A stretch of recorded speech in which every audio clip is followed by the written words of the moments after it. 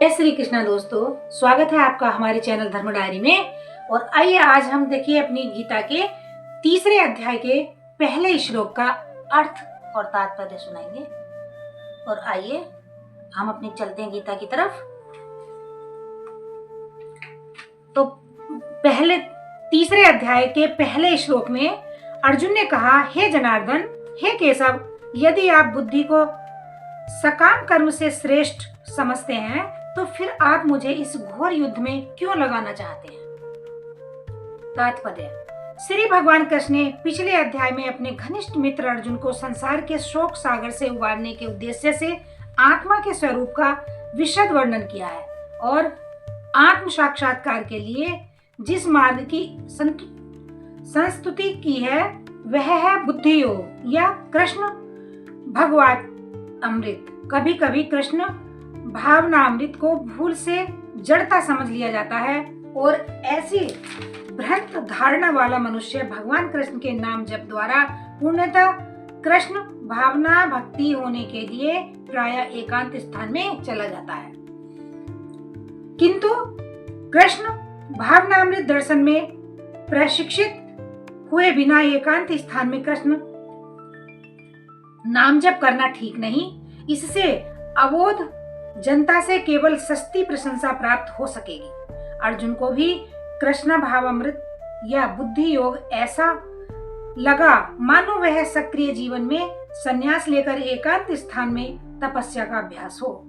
दूसरे शब्दों में यह कृष्ण भावना अमृत को बहाना बनाकर चातुरी पूर्वक युद्ध से ही छुड़ाना चाहता था। किंतु एकनिष्ठ शिष्य होने के नाते उसने यह बात अपने गुरु के समक्ष रखी और कृष्ण से सर्वोत्तम कार्य विधि के विषय में प्रश्न किया।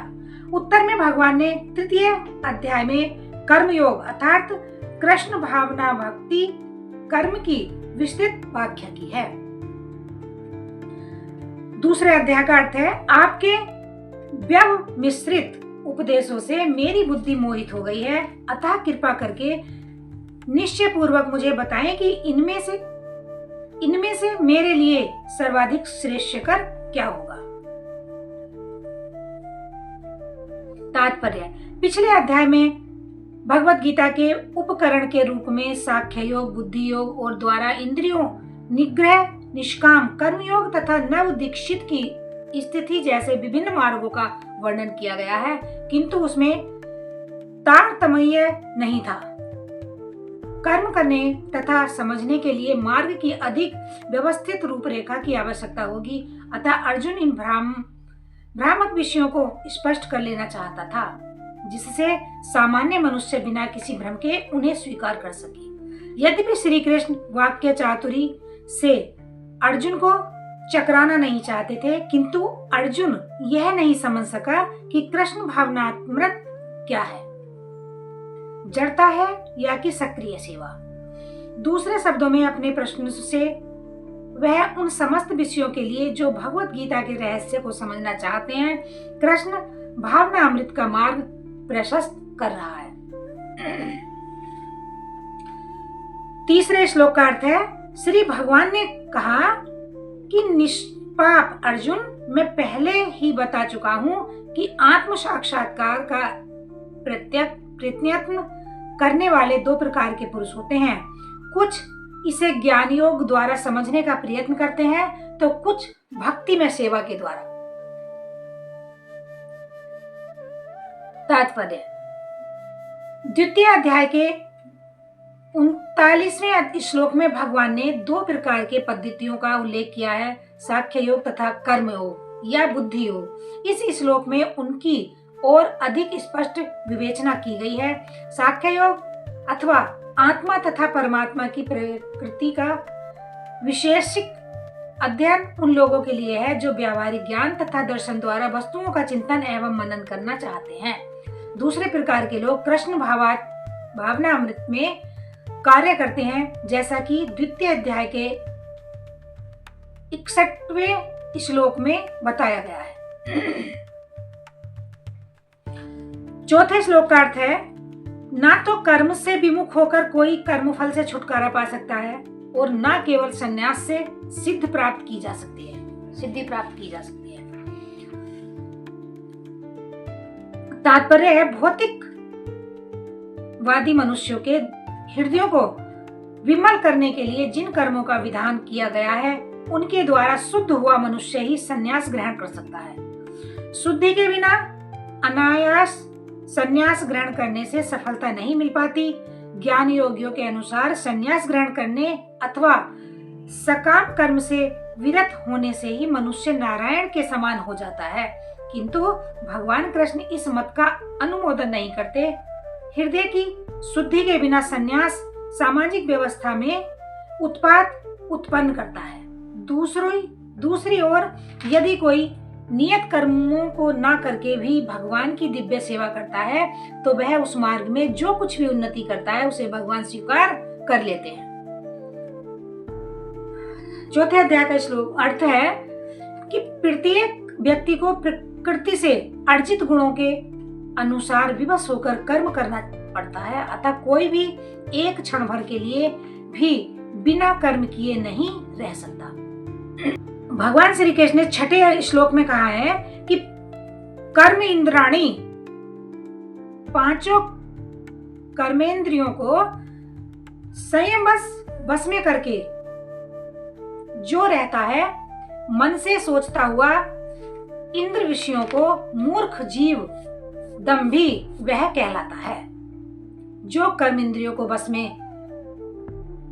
तो करता है किंतु जिसका मन इंद्रिय विषयों का चिंतन करता रहता है वह निश्चित रूप से स्वयं को धोखा देता है और मिथ्याचारी कहलाता है। सातवें श्लोक में भगवान श्री कृष्ण बोले, दूसरी ओर यदि कोई निष्ठावान व्यक्ति अपने मन के द्वारा कर्मेंद्रियों को बस में करने का प्रयत्न करता है और बिना किसी आसक्ति के कर्म योग कृष्ण भावना अमृत में प्रारंभ करता है तो वह अति उत्कृष्ट है।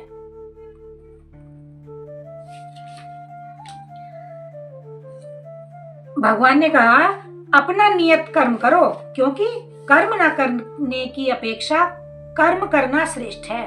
कर्म के बिना तो शरीर निर्वाह भी नहीं हो सकता। तात्पर्य, ऐसे अनेक 6 ध्यानी हैं जो अपने आप को उच्च कुलीन बताते हैं तथा ऐसे बड़े बड़े व्यवसायी व्यक्ति हैं जो झूठा दिखावा करते हैं। आध्यात्मिक जीवन में प्रगति करने के लिए उन्होंने सर्वस्व त्याग किया है। श्री कृष्ण यह नहीं जानते थे कि अर्जुन मिथ्याचारी बने, अपितु वे चाहते थे कि अर्जुन क्षत्रियों के लिए निर्दिष्ट धर्म का पालन करे। अर्जुन गृहस्थ था और एक सेना नायक था, अतः उसके लिए श्रेष्ठकर था कि वह उसी रूप में गृहस्थ क्षत्रिय के लिए निर्दिष्ट धार्मिक कर्तव्यों का पालन करे। ऐसे कार्यों से संसारी मनुष्य का हृदय क्रमशः विमल हो जाता है और वह भौतिक कलमश से मुक्त हो जाता है। देह निर्वाह के लिए किए गए तथा कथित त्याग का अनुमोदन ना हो तो भगवान कहते हैं, और ना कोई धर्म शास्त्र ही आखिरी देह निर्वाह के लिए कुछ ना कुछ करना होता है। 9वें श्लोक में भगवान बोले, श्री विष्णु के लिए यज्ञ रूप में कृष्ण कर्म करना चाहिए, अन्यथा कर्म के द्वारा इस भौतिक जगत के बंधन उत्पन्न होता है। अतः हे कुंती पुत्र, उनकी प्रसन्नता के लिए अपने नियत कर्म करो, इस तरह तुम बंधन से सदा मुक्त रहोगे। सृष्टि के प्रारंभ में समस्त प्राणियों के स्वामी ने विष्णु के लिए यज्ञ सहित मनुष्य द्वारा देवताओं की संततियों को रचा और उनसे कहा, तुम इस यज्ञ से सुखी रहो, क्योंकि इसके करने से तुम्हें सुख पूर्वक रहने तथा मुक्ति प्राप्त करने के लिए समस्त वांछित वस्तुएं प्राप्त हो सकेंगी।